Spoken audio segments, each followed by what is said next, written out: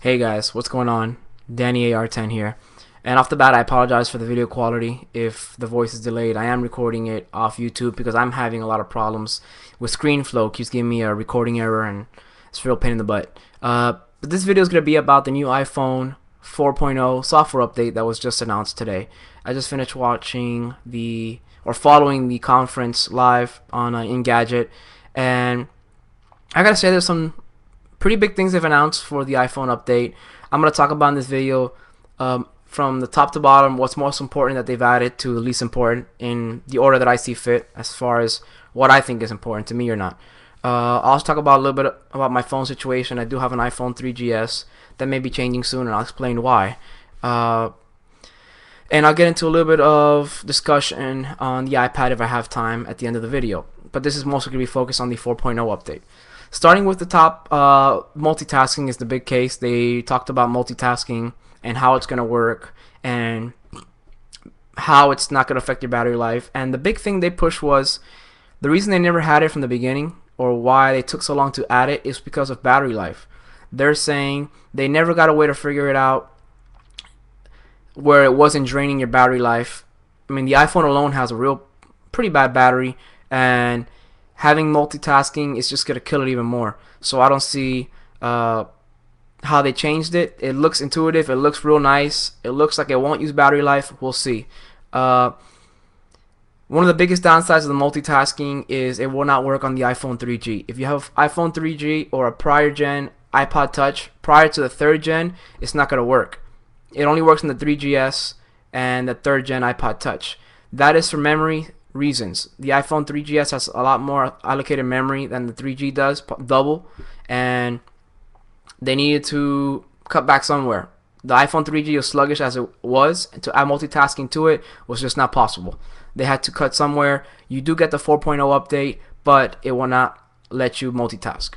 So there's going to be a lot of disgruntled people about that, because I still think there's more people that have a 3G over a 3GS. A lot of people did not upgrade to the 3GS when it came out. I was one of the few. There's still, millions and millions of people who have the 3G.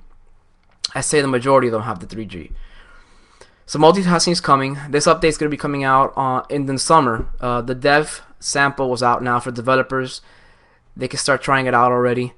The next big thing I think they announced was the Game Center. It's basically Apple's version of Xbox Live. It's going to allow you to create games that have this built-in social networking where you can have friends lists, matchmaking, achievements. All that's going to be available on the Game Center, which I'm assuming is going to have to be built into the games by developers for it to support those features. But that's a pretty big thing if it works. We'll see how that turns out. The next big thing I think they announced was the folders option. You have the ability now to create folders and drop apps into the folder in order to organize your apps a little better, or your home screens. By doing so, what you're doing is you're taking an icon or an app, you're dragging it on top of another, and that'll create a folder. You can rename that folder, or you can leave it named by the iPhone. The iPhone names it based on what apps you dropped in there. So I'm assuming if it's a folder full of games, it's going to name it games. What this allows you to do is organize your home screen, of course, consolidate your 6 or 7 pages worth of apps into maybe 1 or 2 pages. Another thing is the iPhone right now limits you to only 180 viewable apps on your iPhone. This makes it so you can have over 2,000, which is pretty cool. I think that's a great way to have your phone organized. Another cool thing they added is the 5x zoom to the camera. They're adding 5x digital zoom to your camera, which is something that I've needed. I mean, I've had to use third-party apps just to get zoom on my phone, and it's always been kind of fuzzy, blurry, never the best picture quality. So hopefully this fixes those issues. Some of these next features are not really important to me. I'm just going to start running down the list of some of the features they did announce. They're adding tap to focus for the camcorder, which is, I'm assuming, is for the 3GS. So now you can focus your video feeds that you're recording on your 3GS just like you can with the camera. They're adding spell check. Nothing major, but some people need spell checker on their iPhones, and now you have it. They're adding iBooks. iBooks on an iPhone, don't see how that would work. Reading on such a small screen is going to be a pain, but it's there. It syncs your books that you've purchased over all the devices, whether it be your iPad, or your iMac, or your iPhone. So that's pretty cool. It includes a free book, Winnie the Pooh, just like the iPad did. No one really cares.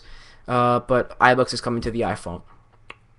They talked about how some of the features work, most notably the multitasking. You can have like Pandora radio running in the background and it consistently plays. You can have your GPS running and it'll continue to transmit the voice by turn directions while you're in another app, which is cool.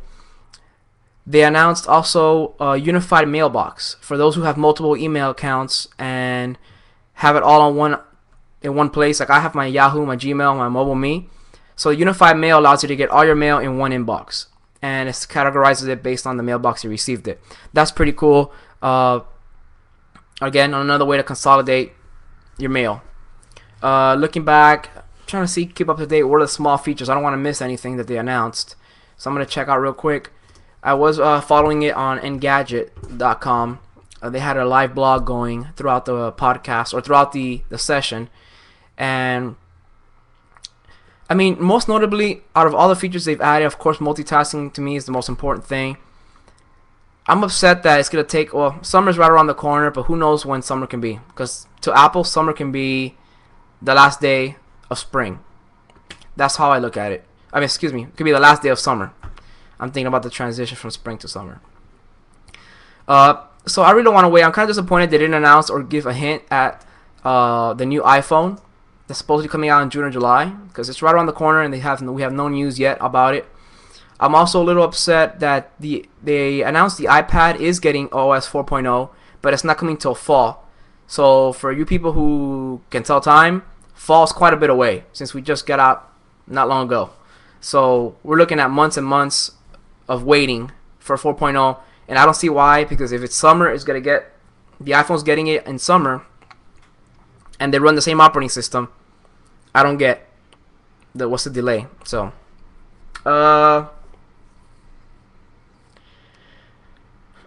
excuse me, guys, I had to sneeze there. Looking through the announcements, 4.0 multitasking, making sure I don't miss anything. Tap to focus video. Photos. The Photos app is now gonna add places. So just like on iPhoto, you have places and faces. Well, Photo app for the iPhone's getting, at least for now, places. You can also customize your home screen. That's another thing I almost forgot. Home screen customization, just like the iPad, is being added, which is cool. I mean, most people who have jailbroken iPhones already have been doing that for years now, which is my dissatisfaction. Is a lot of these features people have been able to do them now with a jailbroken iPhone for a while. Yeah, you have to jailbreak your iPhone. Yeah, you lose the functionality of your warranty. But these are not things that people have not been able to do for a while, which is how I'm transitioning to my next point. I am most likely going to be, at least until the next iPhone comes out, be getting rid of my iPhone. I will be taking the plunge and jumping over to a Nexus One, a rooted Nexus One, which is the equivalent of a jailbroken Nexus One. AT&T has one available now on their network that supports 3G. And the biggest reason I'm doing it is I have a lot of money invested in my iPhone, a lot of apps that I've transitioned over to my iPad. I don't see the need for having both devices right now without noticeable differences in both. My phone will now be primary for phone and texting. The Nexus does both. But one thing I cannot do on my iPhone that I wish I can do, but I can do on the Nexus, is use it as a mobile wireless hotspot. And with a jailbroken iPhone, they have apps that let you use your iPhone as a wireless hotspot, so I can get wireless service on my iPad, which will be going with me anywhere I go. The Nexus One, rooted, it has free app that lets you run it as a mobile hotspot and get internet anywhere I go. So for now, I've been reading reviews. It's not a quick thing I just thought about right away. I've been thinking about it. I've had friends, and I have friends who have a Nexus One rooted, and they love it. They can't even think of going back to their iPhone now with the freedom and customization that they have, on their Nexus One. So it's a hot topic. A lot of you guys are not going to be happy with it. I still dedicated Apple fan. My wife still has her iPhone, so I'll still be able to do my iPhone reviews, iPhone cases, with her phone. But I'll be able to expand it to another horizon. I'll be able to do reviews on Android apps and on the Nexus One accessories and so on. It's a small decision I'll be making. It's only going to probably be a couple months before the new iPhone comes out, and I get that. But thank you guys for supporting me. Let me know what you think about the software update. Comment, rate, subscribe, and I'll make another